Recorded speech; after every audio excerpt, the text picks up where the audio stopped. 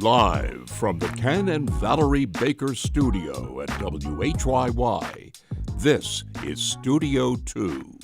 On Tuesday, June 2nd, welcome, friends, on into the program. I'm Cherry Gregg. I'm Avi Wolfman-Arendt. So what happens after someone is detained by ICE? It's a big question. A lot of folks don't know. Protests outside of Delaney Hall in Newark, New Jersey have drawn national attention to conditions inside immigration detention facilities. Demonstrators and their attorneys, they all allege that detainees are dealing with spoiled food, inadequate medical care, and unsanitary conditions.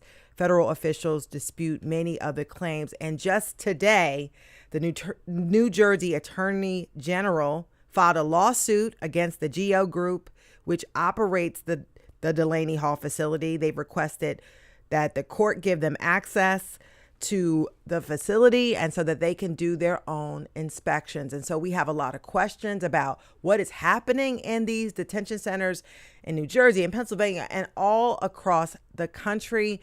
What type of due process is owed to individuals who are detained by ICE? How long can someone be kept in these facilities? So many questions. And we have an immigration attorney. We have a national reporter on the show, and we're going to peel back the layers. We have a lot of questions, a lot of concerns, as I'm sure you do as well. And so our question of the day is, what are your questions? What are your opinions about immigration detention in America right now? There have been a lot of change in leadership in the Department of Homeland Security. And so we want to know what you think about that and what questions you have. The number to call is 888-477-9499. The email is studio2@whyy.org. And if you're watching on Facebook or YouTube, you can put your questions or opinions in the live stream and in the live chat. And by the way, Avi, as we were sitting here getting ready for the show, the breaking news happened that lawsuit was filed. So this is front and center in the headlines right now. Yeah, a developing story. So we're keeping it open-ended today. What are your questions or opinions about immigration detention in America? 888-477-9499. The email is studio2@whyy.org. But first, a trio of local news stories, and we'll actually start in New Jersey today. It is primary day in NJ. Garden State residents are headed to the polls. There are a few competitive races in our region. Just going to run down a few of them right now. New Jersey's 12th Congressional District, which includes parts of northern and central Jersey, including Trenton. There's a competitive race there. Incumbent Democrat Bonnie Watson Coleman is leaving office. There are 13 Democrats vying to replace her in this heavily Democratic district, one Republican on the ballot as well. It's considered a safe seat for whichever Dem wins today. Then you've got NJ2, which covers much of the Jersey Shore and a swath of sort of far South Jersey. The incumbent there is Jeff Van Drew, a former Democrat, now Republican. There are 4 Democrats lining up to replace him. And maybe the district getting the most attention right now, it's a little outside of our region, but NJ7, it's mostly in North Jersey. It goes a little into what you might call Central Jersey. Republican incumbent Tom Kean Jr. has not been seen publicly since March. He's dealing with an undisclosed medical issue. He's missed more than 100 floor votes, according to the New York Times. There are 4 Democrats lining up to challenge him. That could be a pretty purple district, depending on how things are trending in November. So a lot of interest in that race.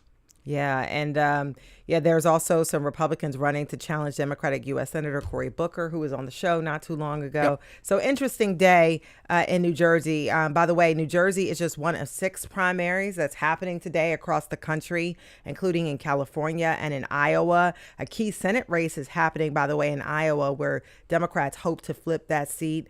The governor's primary race in California, everybody's paying attention to that, as well as the mayor's race in Los Angeles. So, tonight is going to be an interesting news night as people, start to look at the who's winning and who's losing in those primaries, including in New Jersey. Yeah, and those tea leaves on where the various parties are trending. Yeah. You always get that at the end of a primary night. Like, what does this mean for Democrats? What does this mean? Yes, existential questions. Yeah. So some big questions on story number 2, a story that actually connects New Jersey and Philadelphia. Go ahead, Cherry. Yeah, the vendor that supplied the concrete and that deadly garage collapse in Gray's Ferry back in April has had another garage site shut down and deemed unsafe for human occupancy. Very interesting story by the Philadelphia Inquirer. Apparently 2 weeks after that multi-level garage collapse on April 8th, it killed 3 people in Gray's Ferry. A township inspector shut down a new 700-car parking garage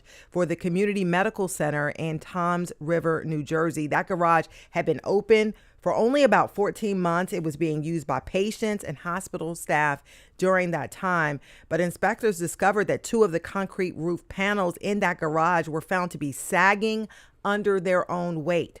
And so they shut it down. The Inquirer reports that the concrete panel used in both the collapsed garage in Gray's Ferry, which was being built for Children's Hospital Philadelphia, by the way, as well as that garage in Toms River, they were both supplied by Bremen Precast, which is a subcontractor to High Concrete. Now, there are all sorts of questions being raised about whether there were defects in those concrete panels. There's also questions about whether the panels had been used in other projects as well.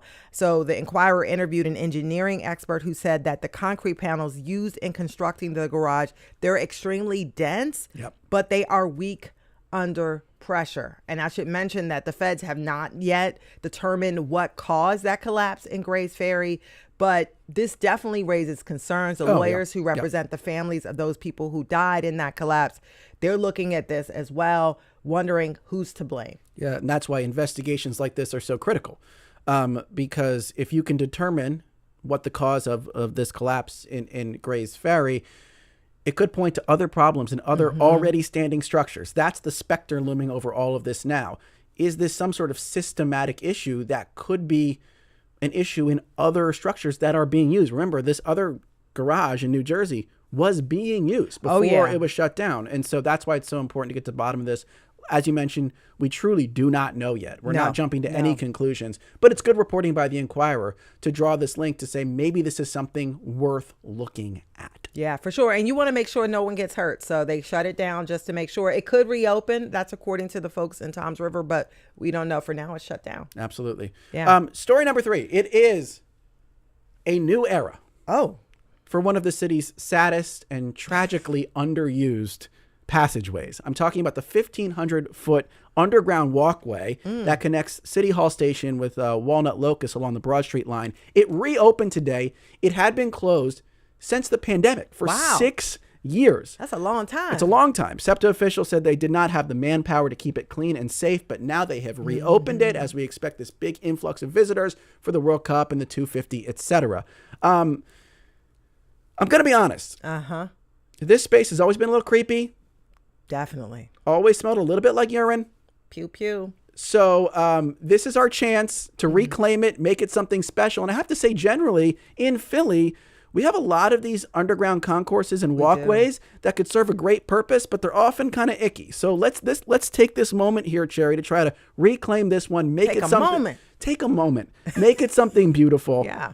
Do you have any suggestions for how we can make this particular concourse a little less icky? Yeah, you got to clean it on the regular. Yes. Maybe multiple times a day. Maybe put in some strategically placed vendors selling beverages and snacks so it's populated.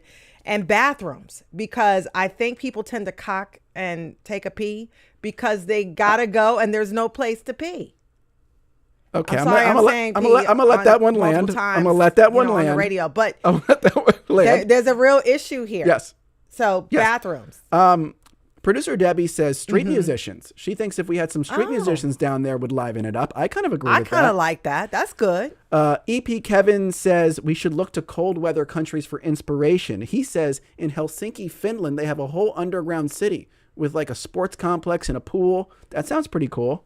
Philly SEPTA pool. Yeah, maybe not. Maybe it wouldn't work here. Okay. But we're casting a wide net. But EP Kevin's trying. He's trying. Producer Hazel says paint the walls bright colors, murals. I like that. I like that. Murals. We're a mural city. We're a mural city. That's good. That fits with the Philly brand. With the vibe. Although it might get, a little graffitied up. Whatever. That's fine. I think you have to start by addressing the smell. Facts. And when you want a good smell in a space, Potpourri? no, I was gonna, I'm sorry. Go ahead. I'm sorry. sure, maybe. I was going to say, why don't we just get like 6 Cinnabons down there? Ooh, that's good. Because no one really wants to eat Cinnabon, but the smell is amazing. It's delicious. Yeah, so maybe we could just but you said street vendors as well. I think that would work as well. Cooking, yeah. Something Cookies, that smells bacon, good, a Cinnabons, food smell, make it pretzels. inviting. And then once you get people down there, then you could do all sorts of stuff. You could, have the musicians, you could have the shops, all that kind of And stuff. some bathrooms. Some bathrooms would be nice. Yeah. So There you go. that's our recommendation for the concourse. Whoever- And it's a whole city down there. People don't know. There's a whole city under Philly that's really not all that used. Yeah, and we should use it. And we should use Yeah. it. It's a great resource. Coming up on the show today, we're talking about ICE detention in America. We're going to get the latest from 2 experts. Don't go anywhere. You're listening to Studio 2.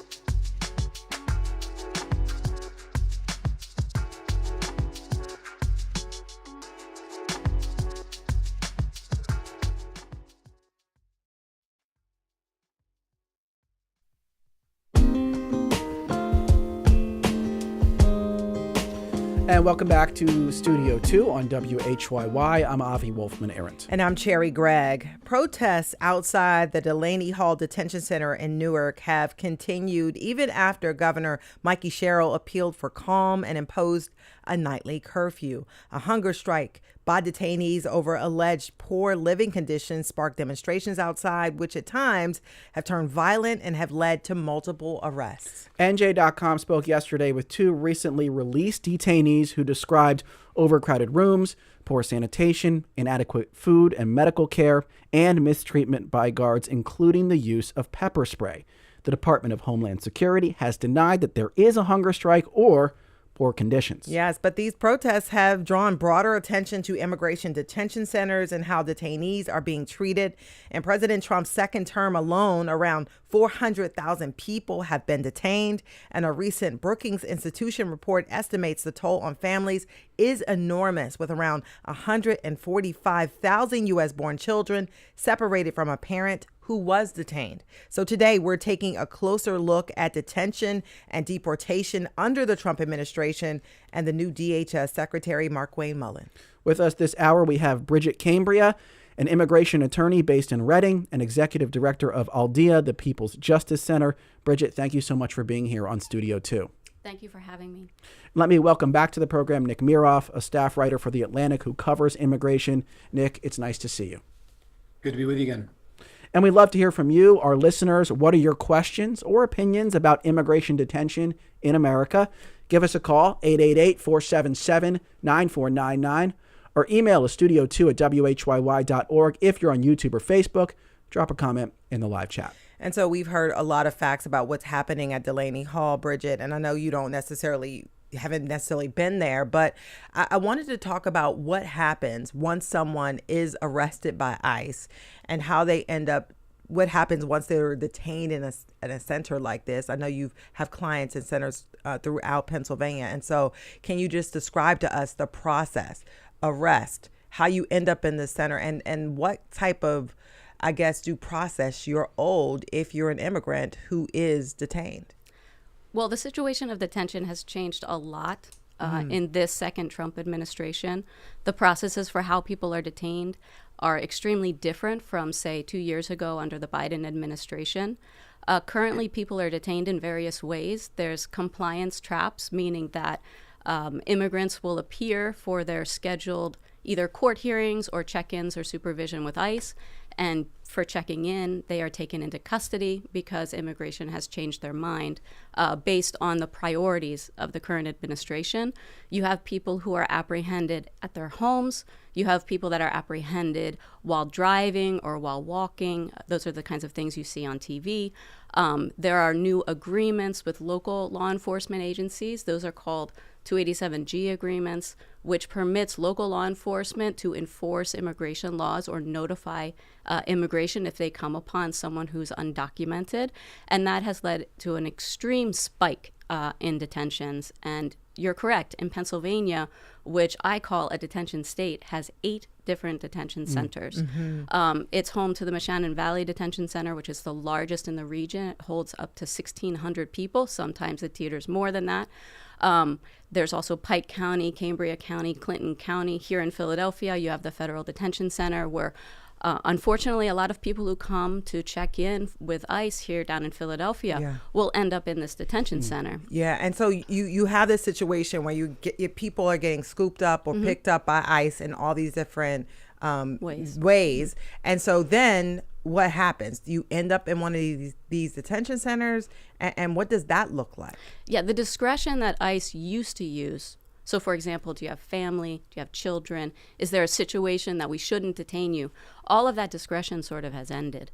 So the majority of people who come into contact with ICE are detained as long as there's bed space for them. So that's something that the administration is trying to do, increase bed space, because if a bed is available, they will fill it. But how do they determine, or is it known how they determine which center they send you to? Is it going to be nearby? Could it be very far away? Do you know how that process works? I don't. They could be detained anywhere where there's a bed. So if you are detained locally, you will be detained in a center, typically, if there is bed space available locally. Yeah. But there definitely are families who, unfortunately, when a loved one is apprehended, they'll be taken to very far away places, destinations like Louisiana or Texas. Was that always the case, that you could be detained in Texas if you were apprehended here, or is that something that's new? It's always been the case, but it wasn't sort of the routine practice. They would keep you local because that's where your attorney is or your family is. But things have changed now, and there definitely is more aggressive detention schemes by the administration. And how different is a detention center from like a typical county jail, for example? Are there similarities, differences? Well, they are similar. So a lot of the facilities in Pennsylvania are county jails. Okay. So immigrants are being held in facilities that are county jails. The Moshannon Valley Detention Center, that was a former federal prison. Delaney Hall, that's actually been here for a really long time. When I practiced in Philadelphia, I had clients that were in Delaney Hall. But the conditions are the same as you would have in a prison. But I think something that's important to understand is that the population are not citizens. So they don't enjoy the same rights to sort of complain about their detention the same way. Explain that further. So what rights would a prisoner have who is an American citizen in a county jail versus someone who is detained who is not an American citizen? Something that's really, really important is language. If you have a problem, you can tell someone about it. In these facilities, there's a lot of language isolation. There's no one that they can talk to. Another thing that's different is that in immigration custody, your medical treatment is controlled by ICE. So say you need to have surgery, or you want an appointment, or you need some kind of care, you want medicine, or a doctor has prescribed you medicine, ICE will determine if you actually get that medicine. And how about contact to an attorney? What's supposed to happen and what actually happens? So the involvement of an attorney in a detention case is probably the most important thing, because time matters, because immigration can move you from place to place. So if you are a criminal apprehended, you sort of immediately have that right. We see it on TV. You have the right to Yep. talk to an attorney. In immigration, it's when ICE allows you to make that call. So often we find that people who are detained aren't permitted to talk to an attorney until they have reached that final destination. Mm-hmm. So a lot of times we get notified, for example, at Aldea, because we have a lot of detention cases, by family members, neighbors, friends. They will call and say, so-and-so has been detained, and then we have to go find them. You have to go find it. And before we bring Nick into the conversation, got to ask you about visitation. And are kids sort of kept here too if a family is detained, for example, and everybody's undocumented? How does that work? So visitation is really limited. So you are subject to different schedules for visitation. Also, if your loved one happens to be undocumented, they won't be able to visit you in these centers. As far as families, there still is family detention in the United States. It used to be in Pennsylvania and Berks County, where we're from. There no longer is a detention center there, but there are families being detained in Texas in the Dilley Detention Center. So families can still be apprehended. But a nuance they're doing now is that when parents are apprehended or families are apprehended, a lot of times they're offering parents a Sophie's choice. And this involves both U.S. citizens and immigrant children. You can be separated from your child, or you can take your child with you. So what parent would choose to take their child to a jail? What parent would choose to take their child and have them deported to a country where it's unsafe? So they're being faced with this Sophie's choice. And it seems like, Nick, this is part of a broader strategy. Nick Miroff, staff writer for The Atlantic, I want to bring you into the conversation. And this is out in the open, I believe, that the administration wants to encourage people to self-deport. What you're hearing Bridget describe here, is that part of an overall strategy to get people to sort of give up and leave voluntarily? Is it disconnected from that? We had heard about maybe incentives for people to do that. I would like you to fit this into the sort of the overall, what the administration is trying to accomplish with everything that Bridget has laid out here. Yeah, I mean, what Bridget has described is the U.S. immigration enforcement system as it has existed for a long time, only it's just been ratcheted up a little bit more under this administration. I mean, keep in mind that the Trump administration came in with this lofty promise of, the president saying he was going to deport millions of people, the largest mass deportation campaign in U.S. history. So he made these huge promises and then brought in a very aggressive regime, led by then DHS Secretary Kristi Noem. And a big part of the Noem team's strategy was to try to scare as many people as possible into leaving. This is before they had all the money provided through the One Big Beautiful bill that the administration got last summer. And so knowing that they didn't quite have the kind of the implements, the architecture of a mass deportation apparatus in place yet, I think they really leaned heavily into a lot of the messaging around scaring people to leave. And that ultimately ended up being one of the things that got Kristi Noem in trouble, because she cut all those ads, threatening people into trying to get them to leave. And so since then, since the One Big Beautiful bill has passed, ICE has been able to scale up its infrastructure with more detention beds, hiring thousands of new officers and agents, acquiring all these planes. But again, some of these things are what led to Noem's demise. And now we have a new secretary in Mark Wayne Mullen, who started in late March after the disaster, the political disaster, at least for the administration of Minneapolis. And so right now, we're in a kind of a post-Minneapolis phase where it's not entirely clear which direction the administration wants to go. Yeah, and so, Nick, my follow-up to you is that have you seen, are there signs of things that have shifted or have stopped now that there's this new leadership? Even though the new direction hasn't necessarily been made clear yet, what have you seen shift as someone who watches this? Yeah, well, I mean, if you think about it,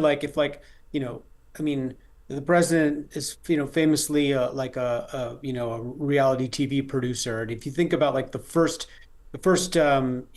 episode or chapter of this administration's immigration enforcement campaign was really led by Noem and Corey Lewandowski and Greg Bovino, the Border Patrol commander, who Nome and Lewandowski sent into a series of U.S. cities, run by Democrats, of course, Los Angeles, Chicago, several other cities, and then ultimately Minneapolis. And so that phase was a kind of, maximum impact, very, intentionally kind of spectacular, both in a way to kind of encourage and scare people into leaving, but also I think as a way to really thrill the president's base and core supporters who were expecting this, mass deportation campaign. Well, all of that really kind of blew up in January in Minnesota with the killing of Renee Good and Alex Preddy.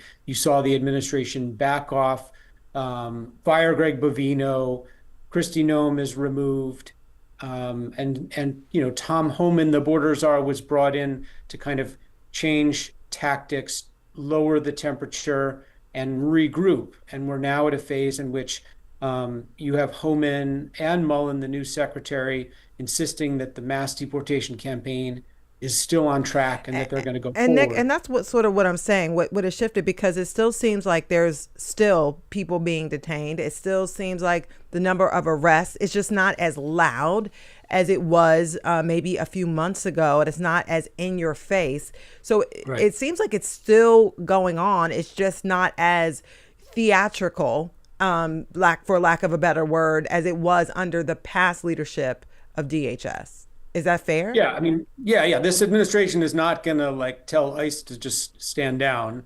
but it's a big part of it is the optics and whether or not you see it. And I think what they, have realized or came to realize after Minneapolis was something that, veteran ICE officials like Tom Homan know, which is that the American public typically recoils when they see what domestic immigration enforcement actually looks like. It's very ugly.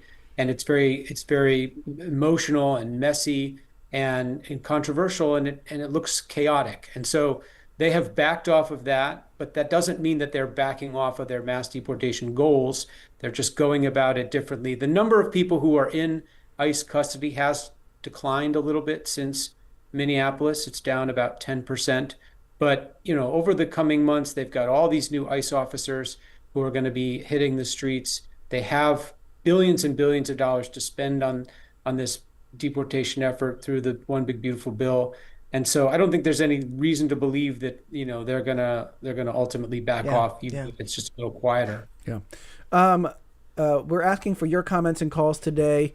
Specifically, what are your questions or opinions about immigration detention in America? Our number is 888-477-9499. Our email is studio2@whyy.org. YouTube, Facebook, comment in the live chat. Have some comments here. Diamond Girl on YouTube says, it's beyond reprehensible to think of thousands of families separated. Where are all the babies and children? Look a Bear on YouTube says, not having mold and bugs in food is not an ask, it's a right. Mark Wayne Mullen shouldn't be in charge of anything. I want to play this clip now from Jeff Van Drew, who's a representative who represents part of New Jersey, South Jersey. He was in Delaney Hall, this facility in Newark, and he claimed the conditions in there were adequate, beyond adequate. These were his comments to NJ.com. Let's roll that clip in. These people that are in there are living better and being treated better than probably half of America and 90% of the world. They have medical care, they have physician, nurses, they have a law library, they have a regular library, they have all the facilities. They have a beautiful soccer field, food look great, it smelled great. Okay, so Bridget Cambria, I want to bring you back in the conversation. Most people have never been inside one of these facilities. We have no idea what it's like. Most people have probably never even been inside a standard prison in Pennsylvania either. So I want you to do your best to describe what you've seen and whether you feel like the conditions have gotten appreciably worse over the last couple of years. Well, I think that the conditions in detention have maintained steadily bad. I don't think that it's that they've improved. I think that the detention system has always been bad. Yeah, we're just paying attention now. We're just paying attention now. However, there is overcrowding. There are new people who are detained that weren't detained before. So I disagree that the current administration is simply doing the same thing that other administrations have done. That's just not true. Enforcement levels are way beyond what they were before. And the types of people we're detaining are different. So in Delaney Hall, for example, only 70% of the people who are detained in Delaney Hall have no criminal record at all. Mm-hmm. These are people who have long-term presence in the United States. They have children outside. These are people we would not normally detain. And something unique about the administration that doesn't get a lot of press is that they have changed their belief on who qualifies to be released from custody and who doesn't. So a lot of the outrage you see in protests that are at Delaney are because people are being denied their lawful right to seek release from custody. It is the position of the government currently that people who have entered the United States without inspection have no right to bond, which is bail, meaning that they have no ability to ask a judge to leave. They have no ability to file. There's no amount of money that they could possibly pay to be released from custody. So what you have are people being detained unlawfully with no ability to leave. It creates desperation. You have families that are separated, and they have no idea if they're going to see, for example, their father again in a very long time. That desperation creates panic. The lawlessness that the administration is using in making sure that these beds stay filled is unprecedented. Yeah. And my follow-up to you is this. I know that there is a backlog of millions of cases. Yeah. And I wonder, is there a timeline? Because, one of the things we have, speedy trial, a right to speedy trial under the U.S. Constitution. You can't just keep people, incarcerated indefinitely, even without bail, without giving them some type of redress. How does that work when it comes to detention? Can people just be kept in there for years when it could take forever to get a hearing? 2 months ago, I had my longest detainee ever released from custody. He was in immigration custody for 6 years. 6 years. So yes, you can be detained indefinitely in the immigration system. What I'm talking about, people not having this right to be released, that is unique, and it has resulted in more than 10,000 habeas petitions being filed in our federal courts. So because the immigration courts... Can I stop you for a second? Because we have a comment. Carolina from Philly wants to ask, the federal courts seem to be granting habeas petitions and ruling many of these detentions unlawful. When so much of what's going on is predicated on law enforcement, it seems contradictory that these agencies are breaking the law to fulfill their purpose. The courts have ruled they are breaking the law over and over. I'm shocked that people don't seem to care about that part. How do we make them care? Let's break this part down. These habeas petitions, what are they? Are the courts saying these people should be released and they're not being released in contradiction of the courts? What's actually happening here? What the courts are ruling is that the legal basis, the statutory basis for the detention that the government is applying to every single person in custody is illegal. And instead of, in a normal Department of Justice, in a normal, as an attorney, we follow what judges tell us. But the current government, even though they've been ruled against 90% of the time they are still not following all of these judges' rulings. So what do you do? Do you appeal to a higher court? What happens? No, you just have to keep filing these petitions. So there's more than 10,000 petitions currently pending. It's bogging down the federal courts, and immigrants are overwhelmingly winning. But you have to get to federal court. You have to have an attorney. It is not cheap to go to a federal court and seek your release when it is your legal right. And most courts are determining, one, it's your legal right, and two, ICE is denying you that legal right. And I just want to, for folks who are just used to the criminal justice system, and if this was a criminal case, for example, these are not criminal cases, these are different cases, but if this was a criminal case, how would things look differently as you're trying to petition? You would get an attorney, tell us the differences. So the difference in the immigration system, by the way, the immigration system is considered civil. Mm-hmm. That's why you do not get an appointed attorney. So you are not provided an attorney. An attorney is at your own expense. You do not have the right to see a judge immediately to seek bail. And according to the government now, you don't even have the right to receive bail. So all these detention centers that are being slowly filled up, and they will stay full with this position of the government, they're using these rules to snatch people off the streets, keep them without the ability to be released. But if you are a criminal charged with the worst crime, you still would have the right to see a judge and present a case to be released from custody. An immigrant that enters the country without status has no right ever to be released from custody under the position of the current government, and that is completely new. And so you're outlining the difference between a civil defendant and a criminal defendant, and that's a big, important point here. Yeah. We're going to come back to the other side of this break.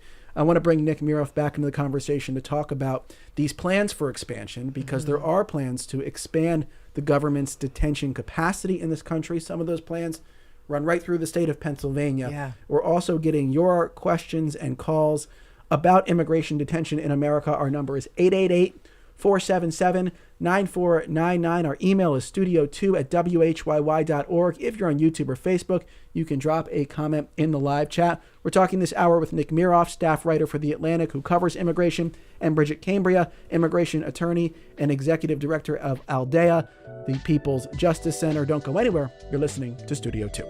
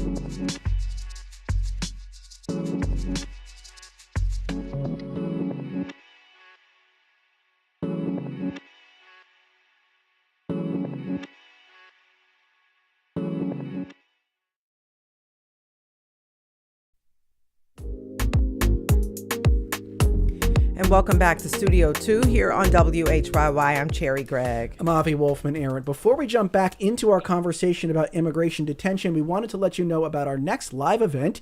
It'll be Thursday, June 18th. We're taking the show on the road to Carpenter's Hall right here in Old City for a live broadcast about the founding of Pennsylvania. Yes, it will be exactly 250 years to the day when a delegation met at Carpenter's Hall to declare Pennsylvania's freedom from the British and start the process of becoming a Commonwealth. We'll also talk about how the Pennsylvania Constitution came to be and how the document has endured to the present day. Yeah, you can join us for this special live event at noon on June 18th, but you need to register at whyy.org/events. Now let's get back to our conversation this hour about immigration detention and deportation. We have with us Bridget Cambria, immigration attorney and executive director of ALDEA, the People's Justice Center, and Nick Miroff, staff writer for The Atlantic, who covers immigration. Yes, and we would love to hear from you, our listeners on the road or elsewhere. What are your questions or opinions about immigration detention in America? You can give us a call. The number is 888-477-9499. The email is studio2@whyy.org. And if you're watching on Facebook or YouTube, you can leave a comment in the chat. Let's bring in a caller. Yeah. This is Steve from Chestnut Hill. Steve, you are on Studio 2. What's your question or comment? Trump's stated policy is apprehension and deportation of illegal immigrants. And while they are snatching some of those up, most of the people that they're snatching are not necessarily illegal immigrants. And they're detaining everyone. And they're building more detention centers. So it looks to me like the system is being built to get people out of society and create a money stream for those people who run the detention centers. Thank you. And by the way, this is not Steve from Chestnut Hill. What is your name and where are you calling from? I'm calling from Ohio. Okay. Thank you so much for that call. Let me bring in now Steve from Chestnut Hill. Can we bring in Steve? Right here on Studio 2. Hi, Steve. Sorry about that. What's your question or comment? Actually, very similar to the immediately previous one. First and second administration with Trump, it's all about plunder. I think there's too much analysis. It's 100% about plunder and conspiracy to do so. And I would like to know when the criminals who are doing all of this will start to be treated like the criminals that they themselves are. Yeah. All right. Well, we'll let that question go into the wind, and I'm sure someone in the political realm can answer that. But Nick Miroff, let's talk about expansion plans here. You wrote this back in March. Over the past several months, DHS has purchased 11 large warehouses around the country that it plans to convert into mega jails, some with space for up to 10,000 detainees. And I believe one of those warehouses is in Berks County, not far from Philadelphia here. It has run into some roadblocks with the state government, but nonetheless, can you give us the latest on those plans to expand the government's detention capacity? Yeah, well, these warehouses are part of a plan that was hatched very early on in the administration to get to 100,000 beds of basically detention capacity. When the Biden administration left, ICE had about 35,000 beds in its network of detention facilities and jails. And the administration's calculus was that in order to get to 1 million deportations a year, as the president set as a goal, that they needed to have 100,000 beds available around the country. And so they hatched this plan to use, all of these the resources provided through that one big beautiful bill to to really remake the ICE detention model. And a big part of that was around building these large capacity sites that would be more evenly distributed around the country and crucially closer to the big population centers where they wanted to make more arrests, especially out west and in the Northeast, where they, as we've been discussing, have very little capacity.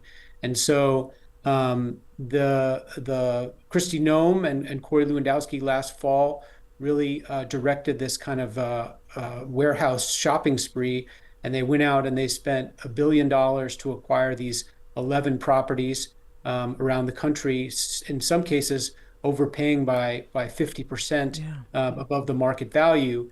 That whole plan has really, for the most part, been put on hold. There is a independent, there's an Office of Inspector General, like an internal investigation at DHS now underway into how those purchases were made. And so the future of this plan, of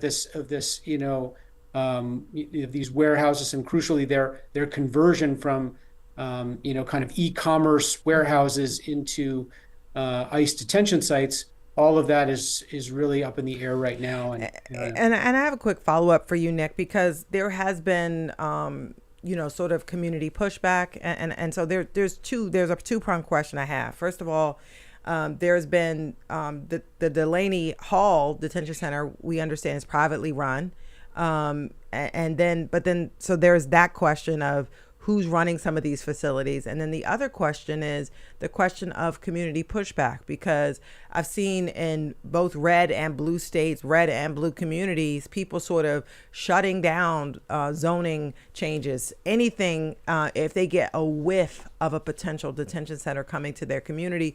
Just your thoughts on both of these as communities try to navigate potentially bringing a problem to their neighborhood, so to speak. Yeah, there's been an extraordinary backlash to this ICE warehouse plan, including in communities where the administration expected local officials to be far more welcoming. I think a lot of it is not about concern for immigrants or conditions. It's really about it's a kind of NIMBYism. People just don't want these kinds of facilities in their communities, and they also have seen. I think a lot of the controversy. I think the controversy, that they saw in Chicago and Minnesota, and whatnot did not help ISIS cause. And so the fact that that Kristi Noem and Corey Lewandowski and the administration kind of went in and just bought these places without doing the kind of work on the ground to kind of build support for their plan has really kind of blown up in their face and has left the administration in this position where it's got widespread opposition to its plans, and it needs. I mean, in all these communities where they have these warehouses, they're going to need, if they're going to convert them into detention centers, they're going to need to apply for permits for sewer alterations, for water services, for all these things that are going to rely on these local politicians to approve.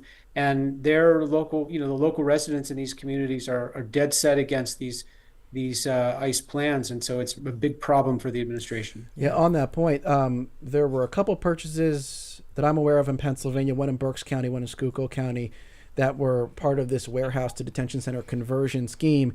And the Pennsylvania Department of Environmental Protection issued orders around the sewage and water use at those sites, and that's still hung up in appeals. I don't think it's clear yet, Bridget, how that's all going to materialize. What are you watching locally in terms of how the detention capacity situation is developing here in our region? I know, look, you're an attorney, but you must have at least one eye on how this is going and how it could affect some of your clients. So the facilities that they're proposing in Pennsylvania, first I just want to say they're proposing them in Pennsylvania because they can. In the states that surround Pennsylvania, there are legislative efforts to not have detention in those states. Pennsylvania allows it. That's why we have so many. And the 2 detention centers that they're proposing, which are warehouses, would house almost 10,000 people. Moshannon, largest in the region, 1,600. Imagine the scale of that. And taxpayers will pay for every bed, for every person, for every day that they're detained. There are 2 facilities, one in Berks and one in Schuylkill County in Tremont. Both communities are rejecting these facilities. Nick is correct that a detention center will have an upheaval in the community. For example, if you turn on your water and you don't get water, you might be pissed about that, to be honest. And these communities are small, and they're chosen for a purpose that perhaps if we throw enough money at these poor rural communities, they'll allow us to have these detention centers here. But what a detention center does to a community is it scares everyone away. It becomes a ghost town. It becomes the only thing that functions in those areas will be a detention center. Does that happen in the Moshannon Valley facility? I believe that the Moshannon Valley facility is important for that region because it provides a lot of jobs. But that just means you don't have other jobs. And Moshannon Valley is right next to a beautiful state forest. And in the middle of that forest is a giant prison. Yeah. So it's what do you want your community to be? Berks County is rejecting the facility. Schuylkill County is rejecting the facility. There are people on the ground. There are campaigns that are being levied to make sure that these facilities do you believe those campaigns will be successful ultimately? I do, because in Berks County, we were part of the group that worked very hard for many years to end family detention in the county of Berks. And that was on the ground providing, legal assistance, making sure people knew it was there. So we are familiar in our area about whether we do or do not want a detention center. Berks County, the people of Berks County, I'm a Berks County resident, I don't want a detention center in my backyard. But 10,000 people, that will destroy Berks County, that'll destroy Schuylkill County. We will have a mass exodus of people from our area. We want better economy, not less people. We want, more things to come to our area, more businesses, not detention centers that scare everyone away. It will be detrimental. So the people have rejected it, and they rejected it for humanitarian reasons, but it will affect their lives every single day if a detention center opens up in their backyard. Yeah, let me read a couple comments. We have Monica, who says, detention is big business. Trump donors are running those facilities. It pays to keep people detained indefinitely. Mike from Germantown says, how did we get to a place where we got so many millions of immigrants that are coming to our country in the first place? Maybe the way they're handling it is not right, but shouldn't we at least acknowledge the challenges of mass migration? And so, Nick, I just kind of wanted to ask you, I mean, there was this big plan, we talked about it, from the Trump administration to do this mass deportation, one unlike we've ever seen in America. Now we're seeing the realities of that, detention of thousands and thousands of people, communities, families separated, communities upended. it's expensive. Just sort of realistically, I mean, can the government realistically, with what we have now, actually complete the job that Trump started? And if so, I mean, what are the repercussions of that? Because you got people who are being detained indefinitely. You got, friction caused in communities, and the beat goes on and on as far as these ripple effects. I mean, they certainly have the money to do the largest mass deportation campaign in American history. And so, do they have there are people around the president, certainly Stephen Miller and others, we know that they have the will to do it. They got $170 billion for immigration enforcement in the One Big Beautiful Bill last summer. That is more than 17 times the annual budget of ICE. They are hiring thousands of new ICE officers and agents. They are they're putting everything in place in order to do a mass deportation campaign.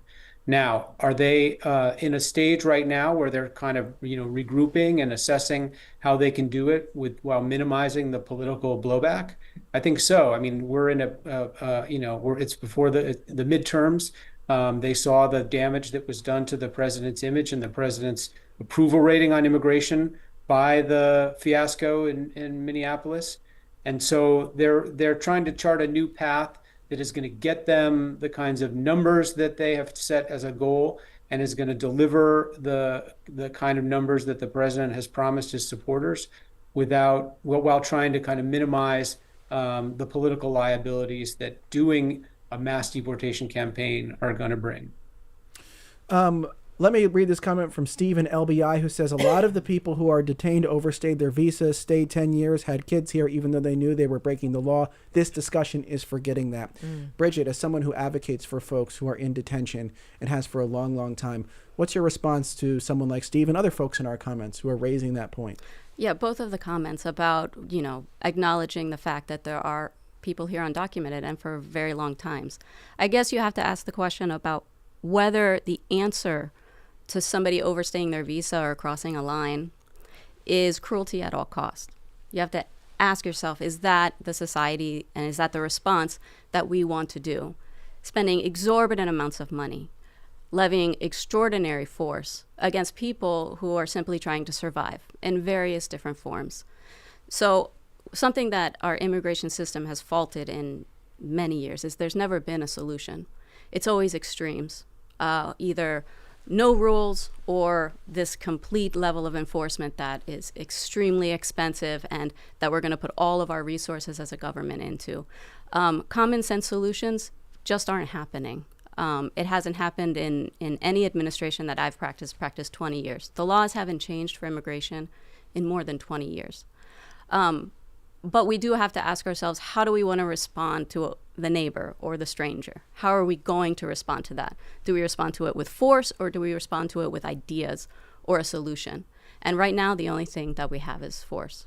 Well, that's Bridget Cambria. I want to thank you so much for your time today. Bridget's an immigration attorney and executive director of Aldea, the People's Justice Center. Bridget made a long trek today to be here in the studio, so thank you so much for your time today. Thank you. And same to you, Nick Miroff, staff writer for The Atlantic who covers immigration. Always great to have you on the program, Nick. Thanks. Good to be with you. Yeah, thank you to everybody who called in. Carlos, we lost your call. We're sorry we didn't get to bring you on air. But, of course, we got to thank as well our producers, Debbie Builder, Hazel May Bryan, and Paige Murray Bessler. Mike Schiffler is our visual producer. Al Banks and Tina Calicay engineered today's show. Our executive producer is Kevin McCory. From Studio 2 here at WHYY in Philadelphia, I'm Cherry Gregg. I'm Avi Wolfman-Arent. We'll talk to you tomorrow.